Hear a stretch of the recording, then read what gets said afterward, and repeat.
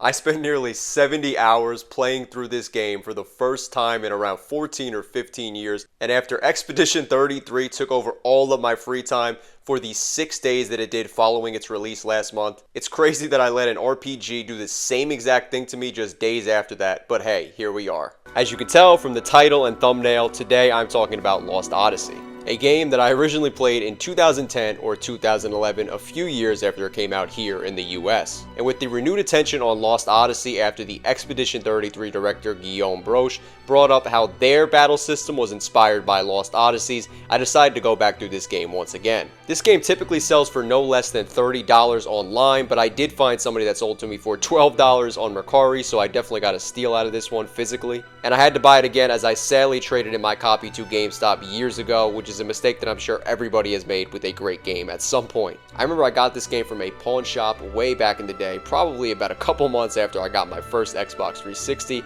and younger me definitely didn't know what I was getting into with this game. In my eyes, this game is pretty timeless, aside from the bugs that feel pretty at home with a 7th generation console game. Regardless though, this was essentially Microsoft's answer to Final Fantasy, as discussion around the development of Lost Odyssey began in 2003. And this was when Final Fantasy was exclusive to PlayStation and red hot at the time with Final Fantasy X. Final Fantasy X had sold over 5 million units when Microsoft began talks internally about creating Lost Odyssey, and Final Fantasy X continued to sell well through the rest of the 6th generation. So Microsoft wanted an answer to that. Mistwalker, the development studio created by the aforementioned Sakaguchi, ended up collaborating with Field Plus Games to create the game, as Field Plus was brought in to aid with development. Development began in 2004, and after 3.5 years, Lost Odyssey ended up releasing in Japan on December 6, 2007, and would release elsewhere on various dates throughout February of 2008. With development of the game beginning in 2004, like I said, it makes sense that it feels a lot like some of the great JRPGs that we received during the PS1 and PS2 era. That's not to say it hasn't aged well in the over 17 years since it released, especially since it's looked at as one of the best JRPGs of all time, but it really feels like an early 2000s JRPG, and I mean that in the best way possible.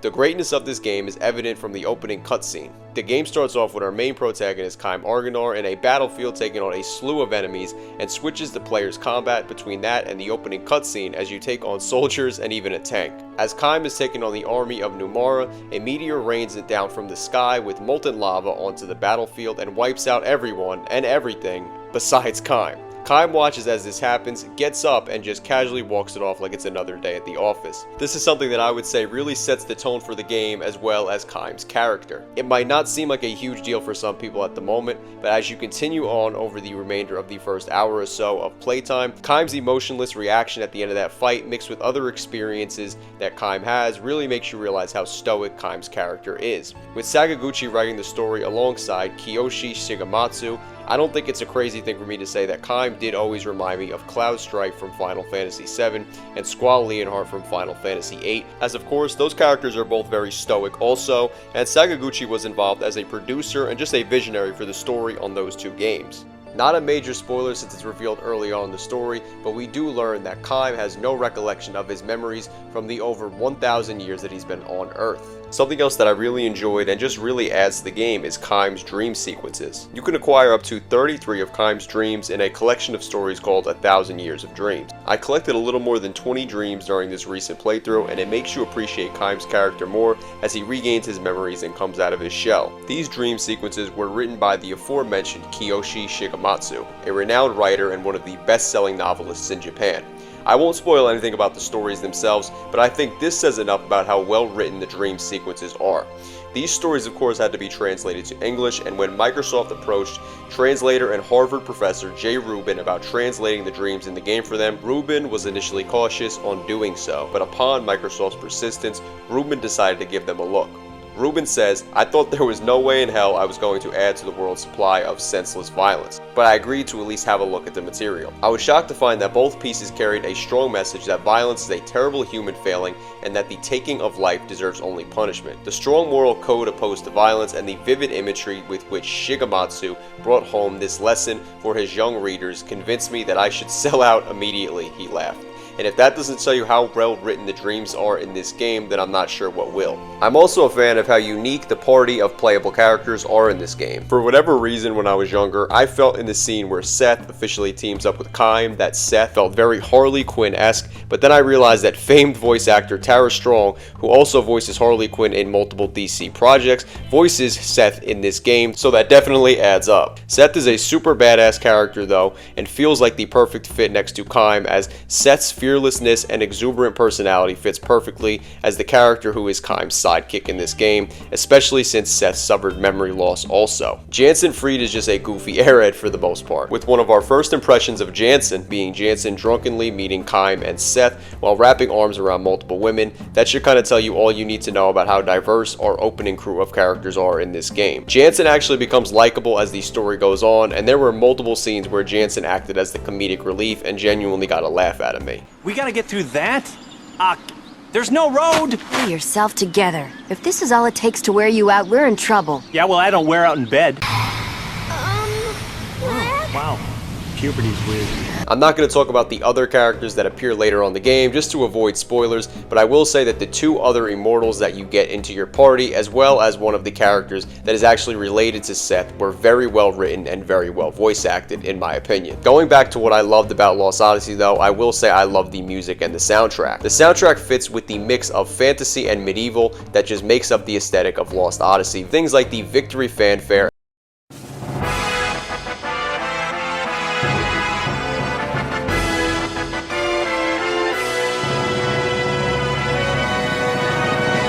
and just the soundtrack overall are very well done, which makes a lot of sense since Nobu Uematsu, who is a long-time composer for the Final Fantasy series, actually did the soundtrack for this game. Uematsu has a long-time relationship with Sakaguchi, which I'm sure you could probably already assume, and with him composing music for Sakaguchi's work all the way back in the 1980s, it makes sense that he was able to design and compose a soundtrack that fit around the aesthetic of this game so much. The gameplay is pretty simple to understand, and I think the ring system of combat to time your attack is simple, and I really enjoyed it, but I think it just kind of becomes very rudimentary and it's very natural as you go along playing the game, at least for me it was. You could score either bad, good, or perfect timing, and I feel like I was better at the beginning of the game with the ring system, and like I mentioned in my Expedition 33 video, I low-key need a new Series X controller, so getting those perfects wasn't the easiest with an RT that needs to be replaced. I always found the grinding in this game more enjoyable than in other JRPGs, and I also think the skill links and also trying to learn skills from rings that you have equipped to your immortals played a big factor in that. It was almost like a carrot on a stick type approach for this game, and I felt motivated to grind because of said rings and of course the skill links as well. And I knew that if I didn't spend the time to grind them when I got near a good save point for grinding, I would regret it as I'd fall behind as the game went on with learning skills and grinding rings. For anyone who hasn't played, your immortal characters learn skills from your mortals who are equipped in party through the skill link system, and as the party expands, I had to go to certain areas to grind with mortals I didn't plan on keeping in my party while advancing the story or going through tougher areas. And that of course was because certain mortals have skills that only they know, and I wanted to make sure I could teach them to my immortals ASAP. Trying to build up experience to get up to level 99 was something that I never thought I'd enjoy, never mind even do at all. For the sake of spoilers, I won't touch too much on the story, but I will say that I think a lot of the story was very well written, and I think a big part of that is just the characters that get introduced, a lot of the lore that you figure out from the dreams and such, and also just the deaths that you experience over the course of your playthrough. The game uses the concept of immortality as a way to convey a much deeper message, and with Sakaguchi's whole purpose of creating Lost Odyssey being to create a game that emotionally grips players, it feels like this game was used as a vessel to get an underlying message across to players. The game tries to get through to the player that surrendering to the mortality of life is a necessary part of your lived experience, and that living a life of immortality wouldn't be what it's cracked up to be. The grief and pain that would be associated with living multiple generations and losing your loved ones, among many other things, would constantly mess with your psyche. We see this firsthand throughout the story, and there's a lot of thought to be had during your playthrough when reflecting on the events throughout the game and just Lost Odyssey's underlying messages to the player as well. I think when talking about what makes a great JRPG a classic one, for me a lot of the time it really comes down to just what makes it so unique from the others. One of the things that does that for me with Lost Odyssey is the immortal and mortal character dynamic. For those unfamiliar, you have 4 immortals in your party, and it is Kime, Seth, and 2 characters that you meet later on in the game. And in battle, when one of them dies, they get revived revived in a couple of turns. This is why with you having 5 party members total, it makes no sense to not have 4 immortals in your party. And of course the different dream sequences that you acquired throughout the game make this game unique from other JRPGs also. I showed some of Jansen's voice lines before, but the Iffy voice acting in this game is something that it definitely also has in common with Final Fantasy X. And like I said, I do like a lot of the cast, as I grew up watching a lot of Tara Strong's work and also Keith Ferguson's work, who I loved watching him on Cartoon Network when I was much younger. But Gongora and some of the other characters have voice lines that are pretty hysterical even when they're not intending to be. As mentioned before, this game typically doesn't sell for less than $30 physically, but of course at the end of my playthrough I ended up finding out that this game is now selling for $6 on the Microsoft or Xbox store. At the end of the day though, I'm glad that I do have this physically though now, but yeah, it would have been nice to be able to pick this up for $6 digitally. But regardless, for less than $10, I would say anybody who has an Xbox Series or Xbox One console and loves JRPGs or wants to get back into JRPGs should definitely pick this game up. I also played this game quite a bit through XB Play on my Steam Deck OLED, and XB Play is an app that lets you remote play from your Xbox console to your Steam Deck. I have the highest optimum package, so for me, in terms of internet, there was no latency, and it was definitely enjoyable playing this on my Steam Deck while I had something like the NBA playoffs on in the background on TV. It's funny because I always asked myself if this was one of my favorite games of all time, but after so easily putting 70 hours into it, and also playing it again and being reminded of how much I love the characters and story, I'd say it has to be. This game certainly isn't perfect, but it's a damn great JRPG, and it certainly makes sense that while I was actually playing this game and going through my playthrough, IGN ranked it as one of the top 25 JRPGs of all time, and it is very deserving of that list, and IGN got it right putting that on the list. The sometimes janky voice acting is really probably one of the only real flaws that I have with this game. I know a lot of people don't like the grindy nature and the backtrack in this game, but that's really not something that I had an issue with on my recent playthrough. Maybe that's largely in part because last year I went back through Final Fantasy IX and Final Fantasy VII, so my brain is just kind of subconsciously okay with the backtracking and grindy nature of some of the classic JRPGs. But people's complaints about the grindy nature of the game and just the experience throttling in certain areas as well that they really consider flaws of the game was personally not something that I had a problem with on my most recent playthrough, as like I said before, it kind of kept me on my toes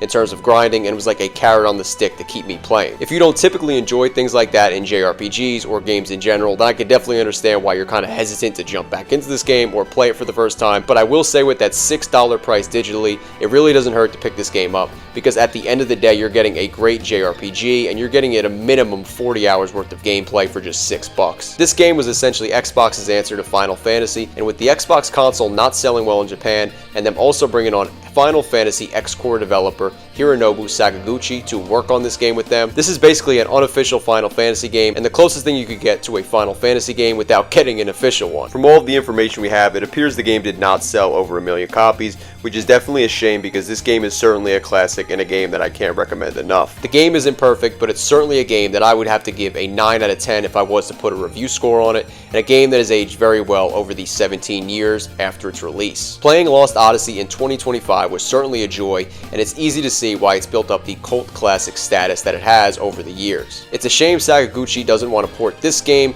or Blue Dragon to modern consoles, as I think a lot of non-Xbox fans or people that never got a chance to play it would love to have the opportunity to do so in 2025. But I'm sure anybody who really is that interested in the game has probably got around to it at this point, and if you're not, then I would definitely recommend maybe picking up an Xbox 360 or finding a way, because it's a game I can't recommend enough. I want to know in the comments if you played Lost Odyssey, when your first time playing it was, or any other opinions you have on the game down below. If you enjoyed the video, then I'd really appreciate if you give it a like and also subscribe to the channel, as I've really enjoyed getting to create videos like this as well as the other ones that are on my channel.